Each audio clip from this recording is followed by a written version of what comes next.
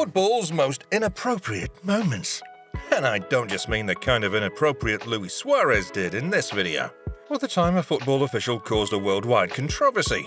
I mean way more than that. Just like the time Thomas Muller decided to go Karate Kid. Yeah, you already know this video is about to get more inappropriate than that, especially when blood is involved. Oh, and speaking of blood, that was something referee Anthony Taylor feared, especially after his decisions cost a football club a European trophy. Yeah, brace yourself. See, when Roma faced off against Sevilla in the final, it was one of the most unpredictable finals ever. On one hand, Roma manager Jose Mourinho was known to have never lost a European final in his life. And on the other hand, Sevilla were well known for winning the Europa League year after year. This match was a serious clash of unpredictability. No one could rule out a clear-cut winner, and so the only thing all football fans could do was to wait for May 31st. And while that was a good day for football fans all around the world to enjoy a good match, for Anthony Taylor, it'll go down as one of the worst 48 hours of his life. Because not only did Roma lose the game, they blamed the loss on the referee. I mean, just look at Mourinho waiting for him as if he's about to jump him or something. And it gets crazier. Sheesh, causing the whole city of Rome to hate on a man for doing his job is just wild. But what's even more inappropriate than that is the time a player literally replicated the one thing parents don't want their children to see on TikTok. But this next player, he literally did it in front of thousands of people. Okay, so far we've seen Thomas Muller nearly take a man's head off, Jose Mourinho nearly beat up a referee, and whatever this was. But then again, a manager angrily confronting a referee? That's pretty typical, especially for someone like Jose Mourinho. But what Ronaldo did to a referee, it cost him a heavy fine. Don't get me wrong, these moments are crazy and not to mention totally inappropriate, but nothing is more inappropriate than the time Vertonghen desperately needed a rival player's item of clothing. And when I say desperately, I mean this. Since we're on the topic of players being weirdly targeted for their sports items, we might as well speak about what happened to Luis Suarez. See, Luis Suarez is one of the best strikers of his generation. And I mean, yeah, sure, one could say hard work and a ridiculous amount of goals might be the biggest factors in his success, but he couldn't have done it all without the one item all strikers need to score goals. In fact, the one item all football players need to play football. In this next clip, watch as this next player disrespectfully foul him and deprive him of this truly special item footballers cannot live without. But as inappropriate and disrespectful as that is, we all know Luis Suarez has been at the center of a lot of inappropriate moments in his lifetime. Just like the time he felt so hungry, he couldn't control himself. But unlike Luis Suarez, this next player was hungry for something else. See, back in 2018, FC Köln came up against Eintracht Frankfurt, a match Anthony Ujah took very seriously. Throughout the game, he contributed 3 goals in a 4-2 win for his team, including 2 assists and a goal. It was the first time Anthony was involved in 3 goals in his career. I think it may have gotten to his head, because not only was he on cloud 9 after helping his team embarrass their opponents, the dude literally ran to a goat and just started pulling its horns. What? Totally inappropriate. And as it turns out, that's no regular goat. It's one of the Bundesliga mascots, Hennes the goat. But hey, at least he asked for forgiveness. This next moment, however, it'll show you what happens when you don't ask for forgiveness. A lesson Jadon Sancho found out the hard way. See, when Man United hired Erik ten Hag, they meant business. The team finally brought in a manager who was a certified winner. And at first, things went well between Jadon Sancho and Erik ten Hag. But it wasn't until Erik went to the media and made a few remarks about Jadon Sancho's decline in game time and form, which resulted in a standoff that's lasted weeks between the player and manager. Of course, Jadon wasn't going to just sit around and allow some bald dude to talk trash about him. And so he retaliated. This feud sparked a worldwide debate.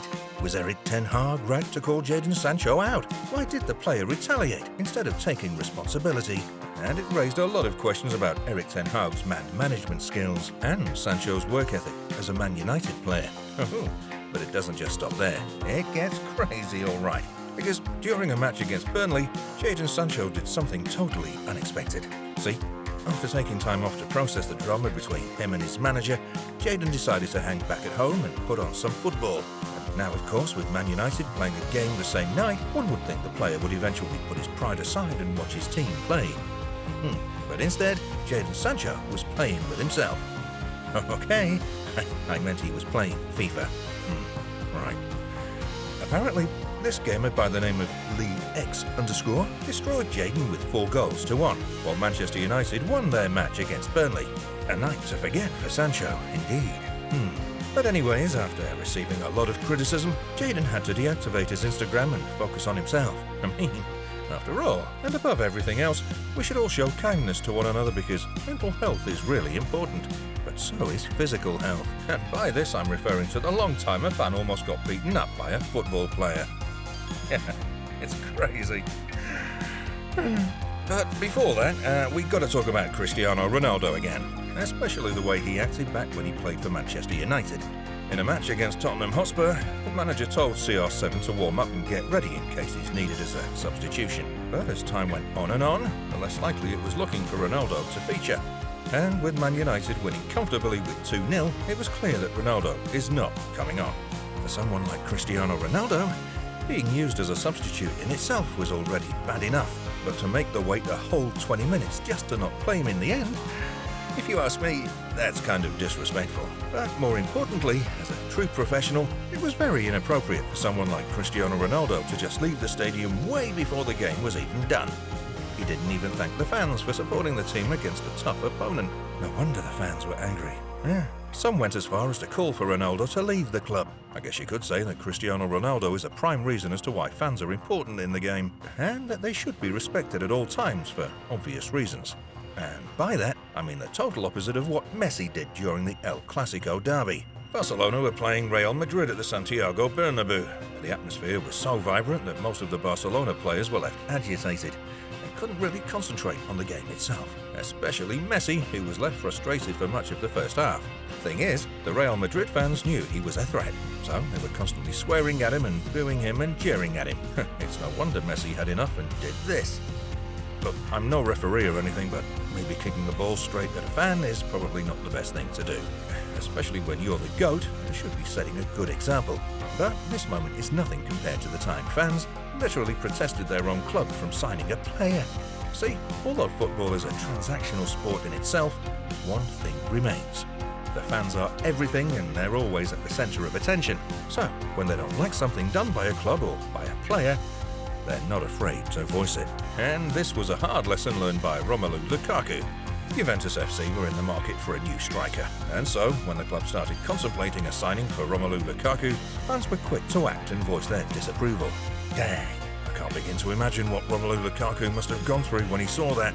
Some say it's justified based off his recent performances, especially in the Champions League final against Man City, but one thing remains, it's still an outrageously inappropriate moment. Coming down to the last moment on our list, I've saved this video for the end, just so you guys can see for yourselves how truly intense it is. This last moment is so shockingly inappropriate that it got a player fined £40,000. Of course, when it comes to us normal people, that's an insane amount of money, but for Eric Dier, that's nothing.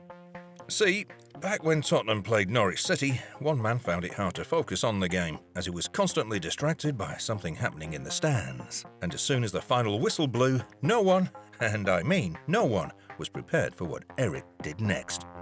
The ref called the game to an end as Tottenham lost on penalties, and while all the other players were making their way to the dressing room, Eric had one thing on his mind: violence. And so he literally began climbing up the stands to confront a heckler who was blatantly making inappropriate remarks about him and his family. Dude literally had to back away while Eric angrily approached him. Lesson learned: don't ever mess with Eric Dier. So that's it, folks. Thanks for tuning in, and don't forget to check out our other extremely interesting content, at least in my opinion, right here.